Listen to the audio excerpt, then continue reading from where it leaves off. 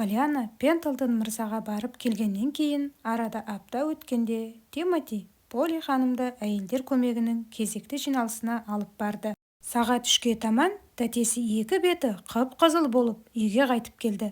Сол күнгі қатты жел шашының ұйпа-түйпасын шығарыпты. Түйреуіштері босап кеткен бе, шашы бұйраланып, құдды теңіздің толқындарына ұқсап қалыпты. Полиана тәтесінің шашы толқынды екенін білмеген екен. «О, Поли тәте!» деді ол қонақ бөлмеге кіріп келген тәтесіне қарап шаттана секіріп. «Сіздің шашыңыз бар екенін білмеппін». «Шашыңыз бар екенін білмеппін несі?» «Шын айтамын, ешқашан мұндай деп ойламаппын. Осынша әдемілікті қалай жасырып жүрсіз тәте? Менікі де осындай болар ма? Жұмаққа барғанға дейін менікі де осылай бұйралана ма?» Түп-түзу шашын тартып қойып Полиана тәтесіне қарады. Көздерінен үміт оты көрінді. «Менікі мұндай болғанның өзінде де қара болмайды ғой бірақ, иә? Сары шашты өзгерту мүмкін емес қой». «Не деп тұрсың, Полиана?» деді тәтесі қалпағын шешіп, шашын түзеп жатып. «Жоқ, Поли тәте, өтінемін, тарамаңызшы», деді жиені жалынған үнмен. «Шашыңыз қандай әдемі, қап-қара, бұп-бұйра, қандай әдемі, Поли тәте». «Бос сөзді қой, Полиана. Әйелдер көмегіне барып, анау кішкентай қайыршыға көмек сұрап жүргенің рас па? Мұның ақымақтық екенін қалай ғана түсінбейсің?» «Бос сөз емес», деді Полиана алдымен алғашқы сөйлемге жауап қатып.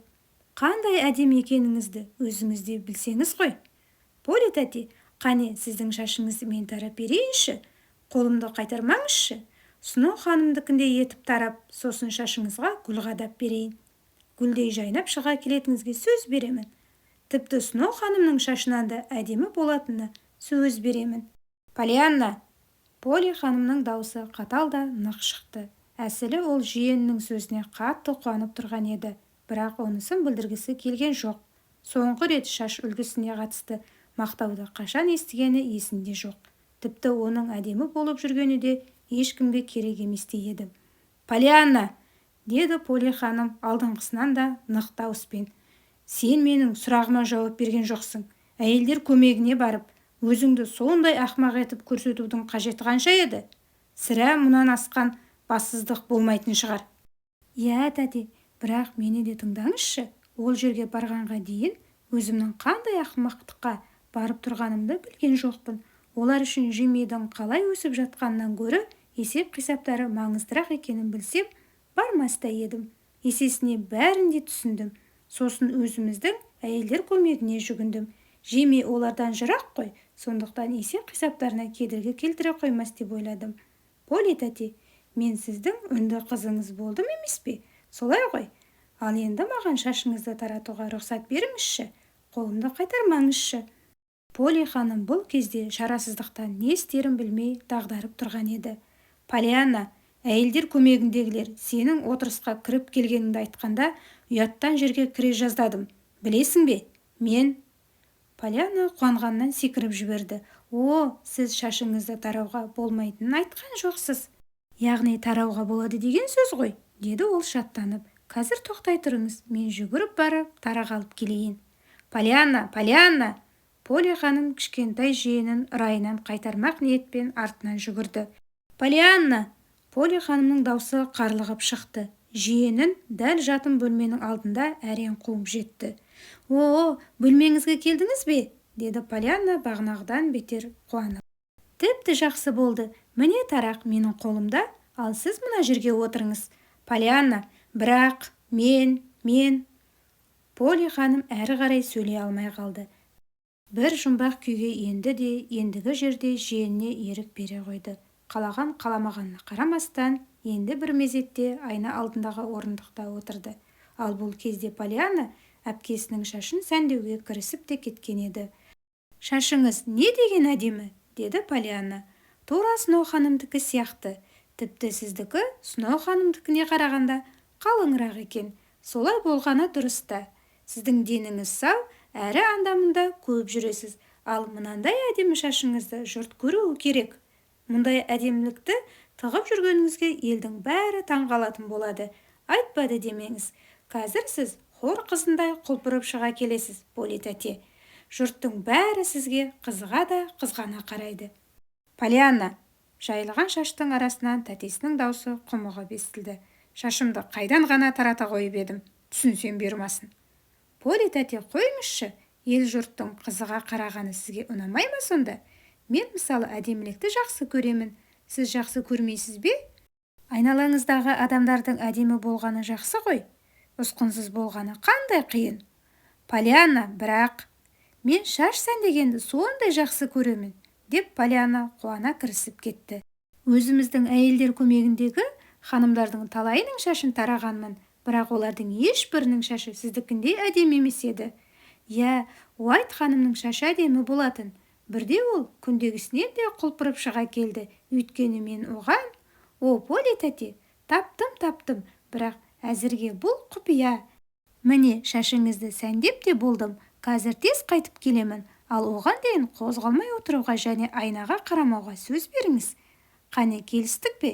Яғни келістік, деп Полианна жүгіре жөнелді. Поли ханым үндеген жоқ. Бірақ іште кішкентай жиеннің жасаған шаш үлгісін бұзып, өзінің қалауымен тарап алуға бекінген еді. Ал айнаға қарағаны бірдеңе өзгере қояды деп ойламады. Дәл осы сәтте Поли ханымның көзі айнаға кездейсоқ түспесі бар ма?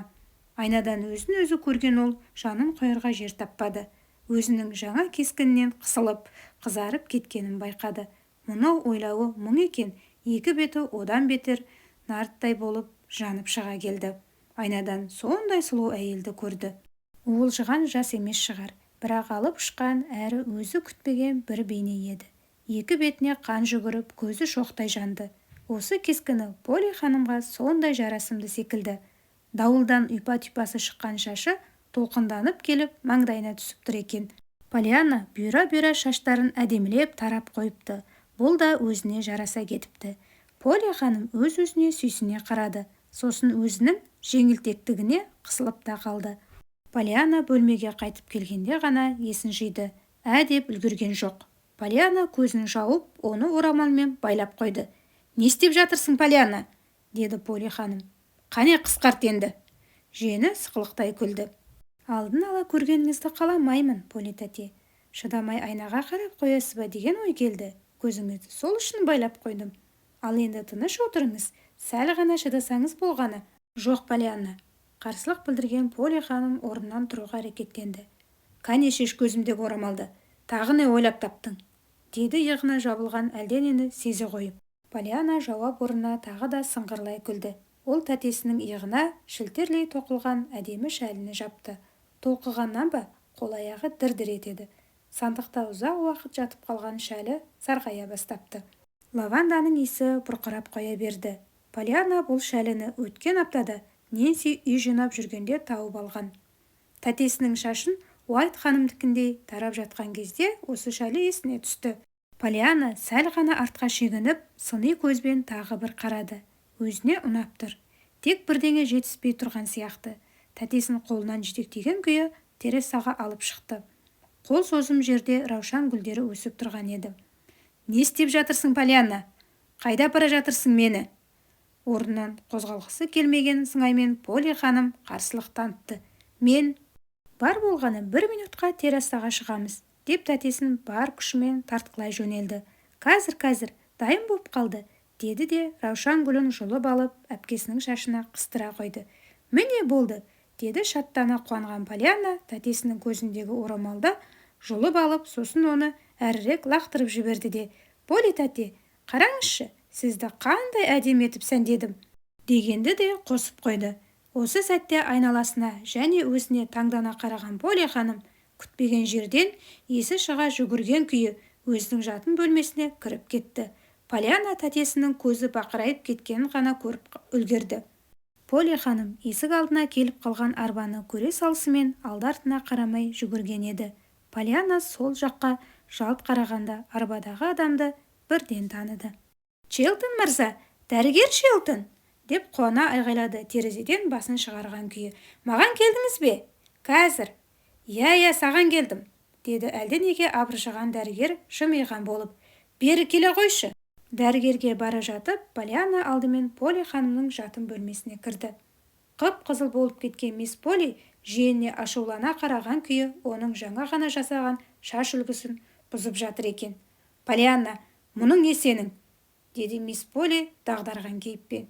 «Мені осынша сәндегеніңмен қоймай, жұрттың алдына шығарып».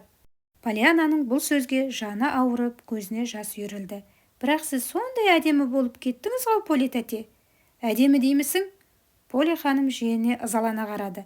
Иығындағы шәлні лақтырып тастап, дір-дір еткен қолымен шашын жинай бастады. «Полли тәте, жалынамын, шашыңызды бұзбаңызшы», деп жалбарынды Полианна. «Сізге жарасып тұр ғой, тәте, өтінемін, бүлдіре көрмеңізші». «Бүлдірме деймісің?» «Жоқ». Полли ханым шашын түк болмағандай жылмита тарап, жаңағы әдеміліктің ізін де қалдырған жоқ. «Өкінішті, өте әдемі болып тұр едіңіз», дегенді ақырын ғана айтқан Полианна табалдырыққа бір сүрініп барып, сыртқа шығып кетті. Төменде дәрігер арбадан түспеген күйі күтіп отыр екен. «Бір науқасыма дауа керек болып, саған жіберді», деді дәрігер. «Барасың ба?» «Дәріханаға барып келуім керек пе?» деді Полианна түсінбеген кейіппен. «Әйелдер көмегіндегілер мені дәріханаға жиі жұмсайтын». Дәрігер езу тарта күлді де басын шайқады. «Жоқ, айтайын дегенім басқа еді. Джон Пендлтон мырза бүгін сені көргісі келетінін айтты. Егер келіссең, қуанып қалар еді. Бүгін бірнеше рет жаңбыр жауғандықтан саған өзім келдім. Келіссең, ала кетемін. Науқастарды аралап болғаннан кейін қайтадан әкеліп тастаймын. Кешкі 6-дан кешікпей үйіңде боласың», деді. «Әрине, қуана-қуана барамын», деді Полианна. «Тек Полли тәтемнен сұранып шығайын». Арада аз уақыт өткенде қолына қалпағын ұстаған Полианна дәрігердің алдында тұрды. Өзі көңілсіз. «Не болды, тәтең жібермеді ме?» деді дәрігер. «Жоқ, жіберді», деді Полианна көңілсіз күрсініп. Сосын дәрігер Шелтонға ойлана көз тастады да, «Тіпті тәтем қатты қуанғандай көрінді», дегенді қосып қойды. «Қатты қуанды деймісің?» Полианна тағы да күрсінді. «Иә, ол менің үйде қалғанымды қаламайтын сияқты. Сұранып едім». «Иә, әрине, бара бер. Ертерек кеткенде тіпті жақсы болар еді», деді. Дәрігер жымиған болды, бірақ оның да көзінде мұң бар еді. Сәл үнсіздіктен кейін: «Жаңа террасадан көргенім тәтең бе?» деп сұрады. Полианна тағы да күрсінді. «Иә, дәл өзі. Бар бәле содан басталған секілді. Мен ол кісінің шашын кереметтей етіп сәндеп берген едім. Иығына шілтір шәлі жауып, шашына раушан гүлін қадап қойғанмын. Ол құлпырып шыға келген. Сіз де байқадыңыз ба, Шелтон мырза?» «Иә, Полианна», деді дәрігер естілер-естілмес сыбырлап. «Кереметтей құлпырып кетіпті». «Рас айтасыз ба? Солай деп ойлайсыз ба? Мен мұны әпкеме міндетті түрде айтамын». «Жоқ, айтушы болма, Полианна», деді дәрігер үзілді-кесілді қарсылық танытып. «Бұл әңгіме екеуміздің арамызда қалғаны дұрыс болар деп ойлаймын».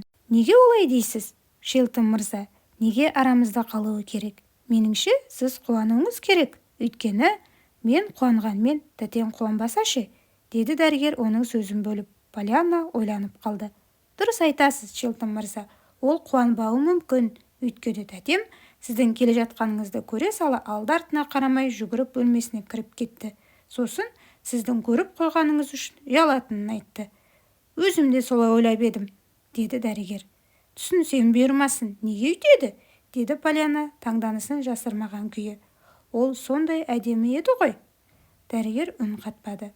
Сол үндемегеннен үлкен тас үйдің ауласына келгенге дейін тіс жарған жоқ. Міне осылай олар аяғы сынып төсек тартып жатқан Джон Пендлтон мырзаның үйіне де жетті.